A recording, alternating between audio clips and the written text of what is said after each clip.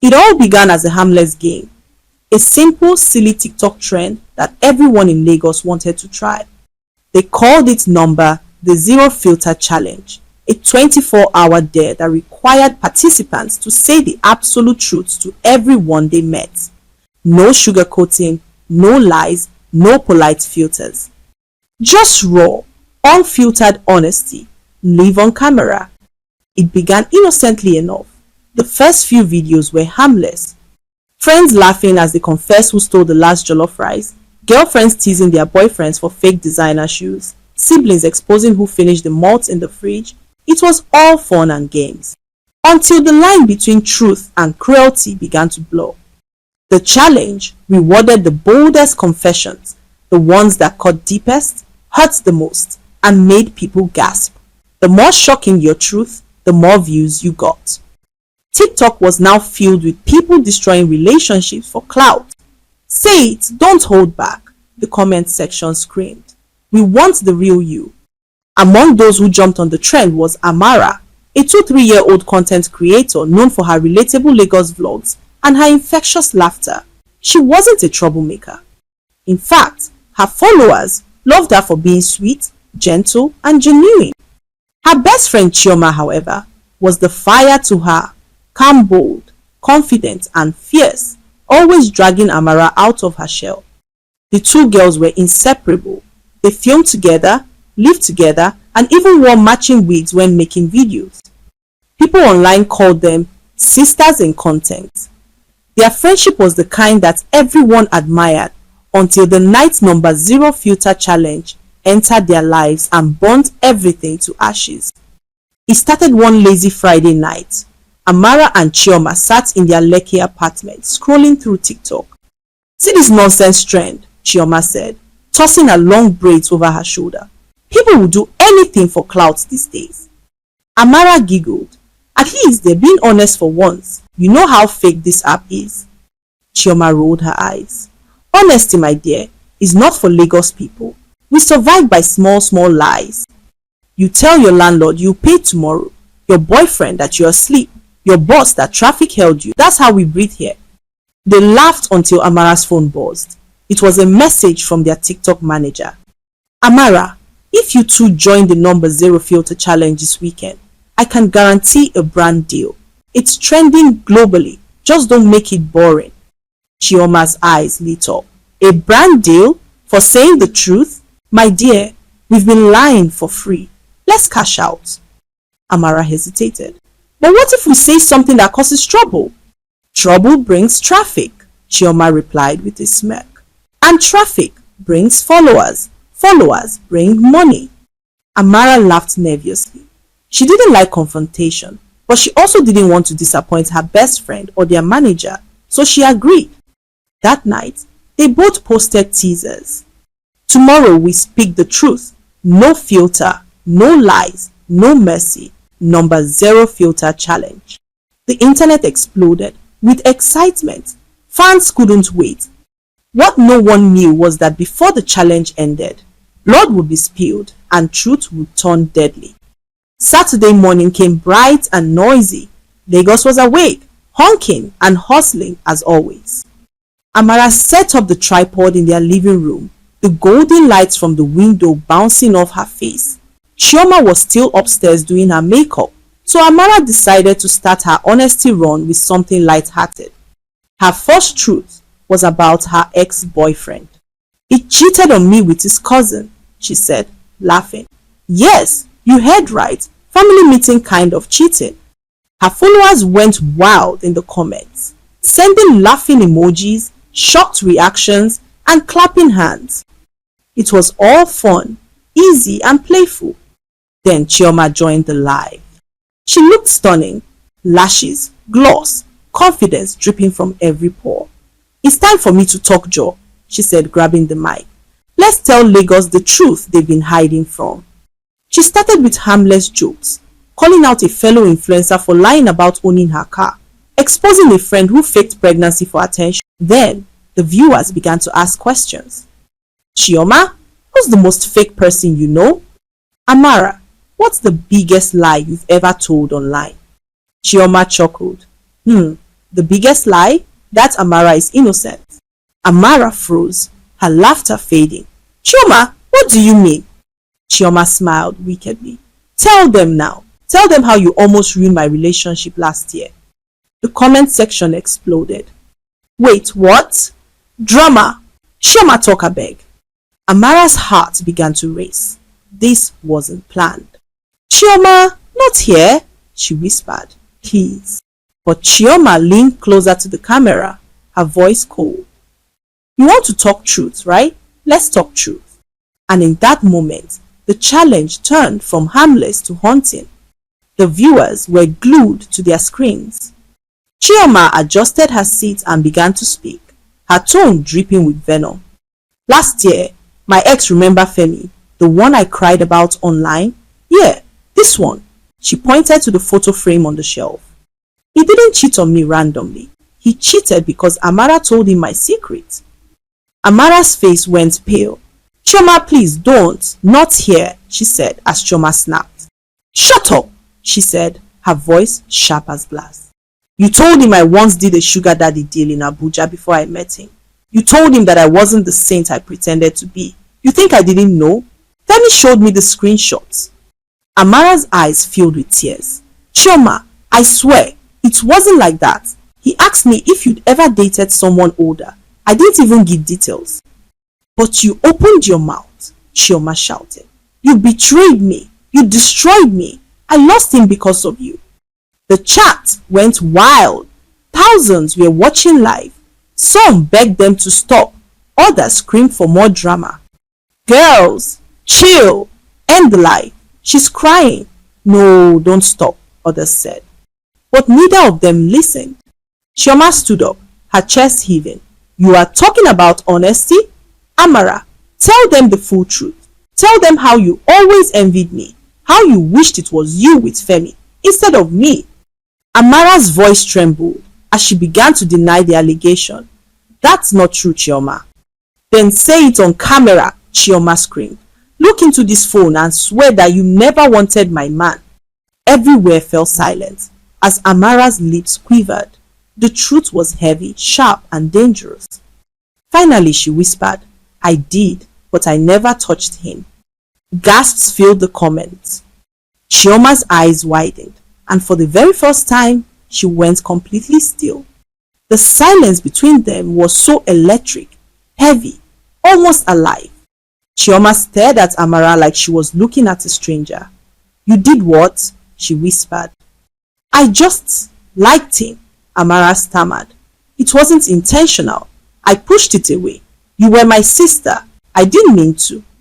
But before Amara could finish, Chioma lunged at her. The camera shook violently as viewers screamed in the comments.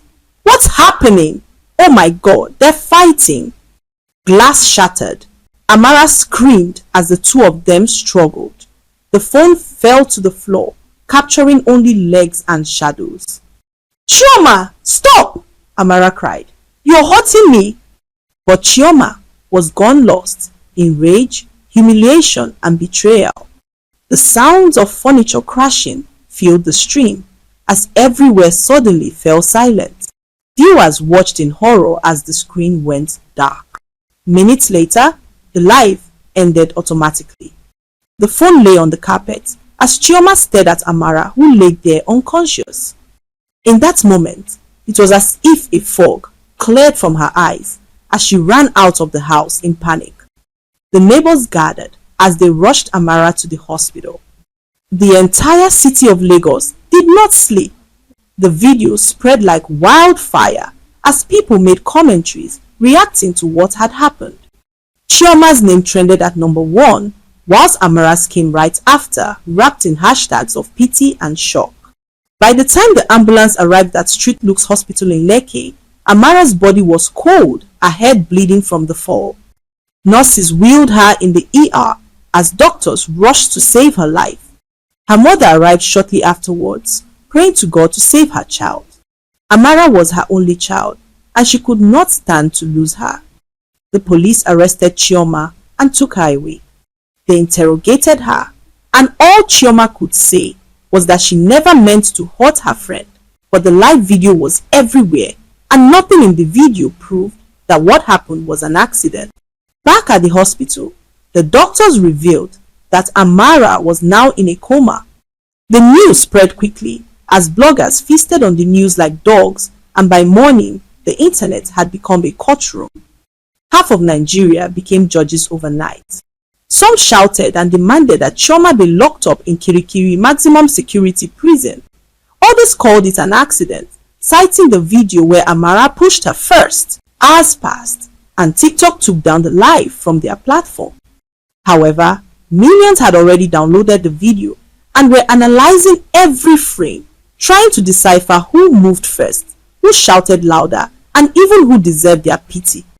Hashtags like #Justice for Amara trended on the one part, whilst #Pray for Chioma was also trending right beside it. Brands cut ties with them. Their manager even released a statement saying that he had no knowledge of their personal drama.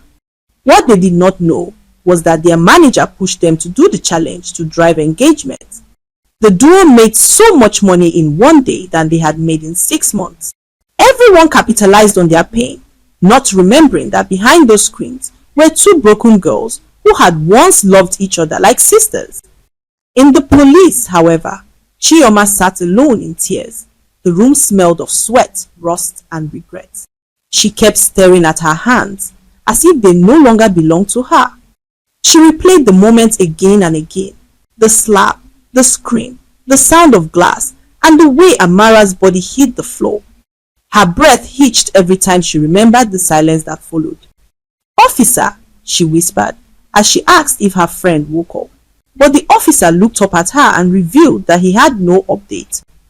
Chioma pressed her palms together as she began to sob quietly, rocking herself like a child. The influencer, who once bragged about being fearless, now trembled in complete fear. Her phone had been seized, but she could still hear it buzzing in her mind. Comments, DMs, notifications. Every buzz sounded like the world was calling her a monster.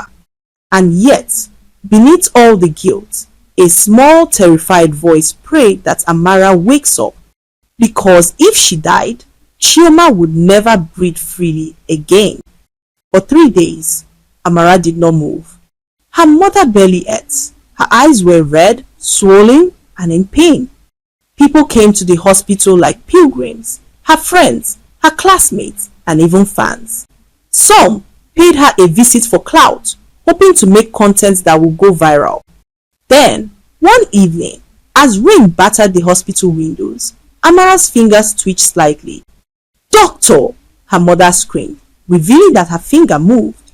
Nurses rushed in. Monitors beeped louder. Hope flooded the room like light through darkness. But the doctor shook his head softly, revealing to her that it was just reflex. "The brain is still fighting to live," he said to her mother, who knelt by the bed, clutching her daughter's hand. "Fight, my child. Don't let them win. Wake up and show the world that you are a fighter," she said to Amara, who lay there motionless. On the morning of the 4th day, just as the first rays of sunlight filtered through the blinds of St. Luke's Hospital, Amara's heartbeat began to slow. Her mother arrived at the hospital that morning to the sound of the monitors flatlining. "Doctor! Doctor!" she screamed, shaking her daughter's body as the nurses all rushed in. The room filled with chaos, syringes, defibrillators, prayers, commands, everything that could save her life. However, it was already too late, as Amara's pulse was gone. Her soft brown eyes that once shone with laughter remained closed forever. Her spirit slipped away quietly, leaving only silence behind. The news hit Lagos like thunder. By noon, every blog, every TV station, every gossip page carried the same headline: TikTok star Amara is dead, Chioma charged with murder. Crowds gathered outside St. Luke's Hospital. Some came to mourn, others came to record. The world that once loved their laughter now feasted on their tragedy like vultures on a carcass. When the police told Chioma that Amara was gone, she broke completely. Her knees gave way. She screamed till her voice cracked. "I didn't kill her. I only slapped her. I didn't know she would die," she cried, her hands trembling as the handcuffs clicked shut. The officers didn't respond. They'd seen the viral video. They'd watched the fall. To them, the case was clear. They dragged her into the van as camera flashes blinded her from every corner. People shouted at her, cursed her, spat on the ground. Murderer, influencer turned killer. See what clout has caused. Chioma could barely breathe. She kept whispering under her breath, I didn't mean it. I didn't mean it. But her words drowned under the noise of public judgment. The prison walls smelled of sweat, rust, and fear. Chioma sat in a corner, her hair messy, her makeup long gone. She stared at her hands, the same hands that had once held brand deals, microphones, and millions of followers now chained, trembling, and cursed. Every time she closed her eyes, she saw Amara's face bleeding, lifeless, still. And the moment her hand struck her, the moment the laughter stopped, the moment everything went dark. Officer, please, she whispered again. I only slapped her. I didn't know she would die. But no one listened. Days turned into weeks. She stopped eating, stopped speaking. The world had already judged her guilty. Then one morning, 3 weeks after Amara's supposed death, everything changed. A nurse from Street Luke's hospital ran into the station, breathless and trembling. She was carrying a flash drive. Sir, she said to the inspector in charge, you need to see this. They plugged it into a laptop. The room went silent. It was CCTV footage from the hospital's ICU wing, recorded at 4:23 a.m. on the morning Amara died. The video showed a man entering Amara's hospital room quietly, wearing a hoodie and surgical mask. He glanced around, then closed the door behind him. He stood over her bed for a few seconds, then slowly pulled a syringe from his pocket. He injected something directly into her IV drip. Seconds later, Amara's body jerked, her monitor flatlined.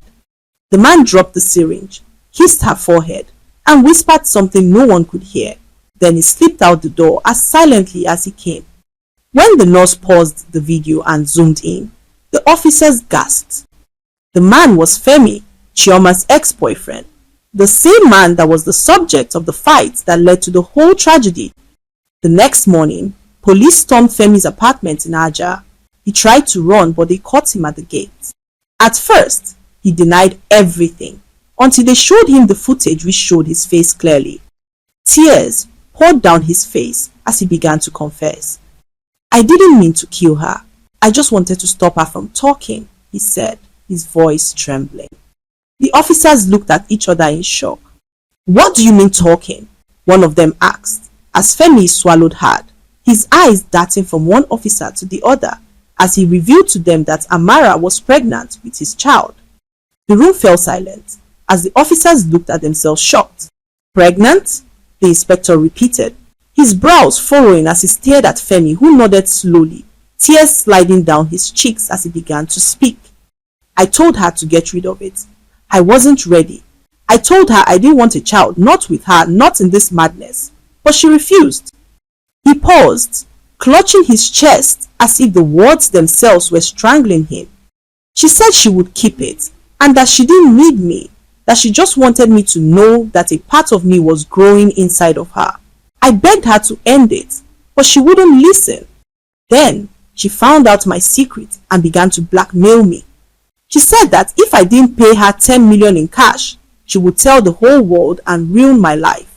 I was afraid. I pleaded with her to consider. I even offered her 5 million naira cash, but she refused, saying that if I didn't pay the money, my secret would be made public. He said to the officer, who asked to know what the secret was, and Femi revealed to him that he was having an affair with his brother's wife. He exhaled deeply, guilt tightening his throat, as he revealed that his brother's children were all him. The officer stared at him in disbelief as he continued to speak. Amara found out, he whispered. She saw us together. She recorded it, a full video of my brother's wife and myself in a hotel. Amara sent it to me one night, stating that if I don't start treating her right, she would tell him everything. I begged her. I told her to delete it. But she laughed. She said she would release it if I didn't send her 5 million naira. Then she raised it to 10, then 20. She said she was tired of men using women and throwing them away. Femi buried his face in his palms as he continued to speak. That night, I couldn't sleep. I saw the video playing in my head over and over. I imagined my brother's face if he ever saw it. I imagined his wife denying everything. I imagined my life ending before it even began. So when I heard Amara was in the hospital, I thought it was my only chance. So I put on a hoodie and snuck into the hospital, pretending to be a relative, hoping that I find her phone. However, when I got there, she woke up miraculously, as if she was waiting for me to come. I asked for her phone, but she laughed weakly and said that if I didn't leave, she would send the video to my brother. Amara memorized my brother's number of heart. She threatened me that if I didn't send the money in 24 hours, she would leak the video and ruin my life. I panicked. I told her to stop talking, but she just kept going. She promised to ruin me, my career, my family, everything. The inspector's jaw tightened as he asked Femi if that was the reason why he killed her, and Femi's face contorted in anguish. No, I swear, I didn't plan to kill her. I just wanted to take her phone. I knew she recorded everything on her phone.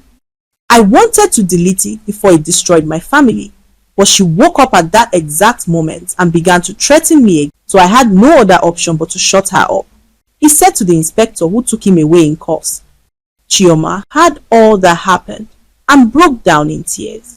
She fell to her knees, crying as her voice disappeared into silence. So she died, not because of me, but because of him, she whispered as the inspector nodded and revealed that she would soon be released.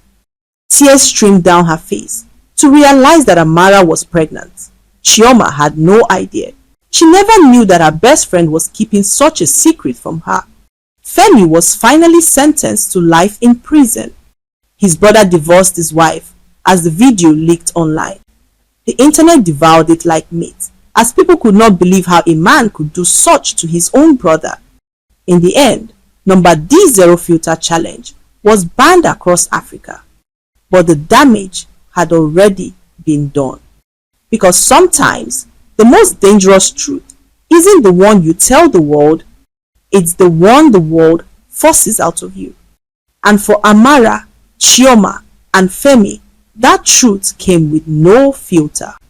The lesson to be learned from this story is that peer pressure and secrets can destroy lives when mixed with pride and the hunger for attention.